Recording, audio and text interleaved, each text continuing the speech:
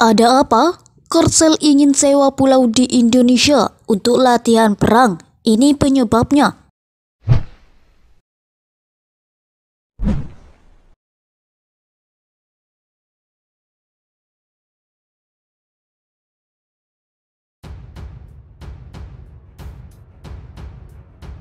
Korea Selatan alias Korsel dan Indonesia sedang menanti penerbangan perdana KF-21 Boramae. KF-21 Boramae akan jadi jet tempur masa depan Indonesia dan Korsel. Korsel sangat bernafsu mewujudkan KF-21 Boramae karena sebagai bukti kemandirian alutsista pun dengan Indonesia. Ditaksir biaya pembuatan KF-21 Boramae mencapai 100 triliun.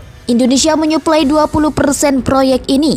Tapi jika dinominalkan maka Indonesia harus mengeluarkan uang sebesar 20 triliun. Angka 20 triliun tersebut untuk biaya pengembangan sekaligus pembuatan 48 unit KF-21 Boramae untuk Indonesia.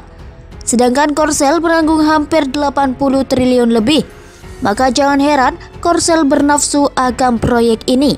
Pasalnya KF-21 Boramae jadi proyek pertahanan terbesar Korsel sepanjang negara itu berdiri. Jika gagal, maka taruhannya pemerintah Korsel rusak citranya di mata publik. Maka saat Indonesia mengambek dan menarik mundur para insinyurnya, pada 2020 lalu Korsel kebakaran jenggot. Mereka takut Indonesia membatalkan keikutsertaannya dalam proyek ini. Padahal Korsel membutuhkan bantuan Indonesia yang sumbangsihnya tak bisa dibilang kecil dalam proyek KF-21 Boramae. Apalagi Indonesia sudah menjadi pelanggan utama alutsista buatan Korsel. Di antaranya ialah jet tempur, kapal selam hingga kendaraan lapis baja. Indonesia menuntut negosiasi ulang di mana Jakarta ingin mengubah metode pembayaran KF-21 Boramae. Indonesia menginginkan skema imbal dagang dalam pembayaran KF-21 Boramae. Korsel setuju, asalkan Indonesia menyediakan komoditas cepat laku macam minyak sawit, gas alam, batu bara hingga minyak bumi. Diakui bahwa Korsel merupakan negara pengimpor gas alam untuk kebutuhan warganya. Negara Indonesia yang kaya akan sumber daya yang kaya akan minyak, gas alam, dan batu bara bituminous. Selain itu, sebagian besar sumber daya ini menarik karena Korea sepenuhnya bergantung pada impor dari luar negeri.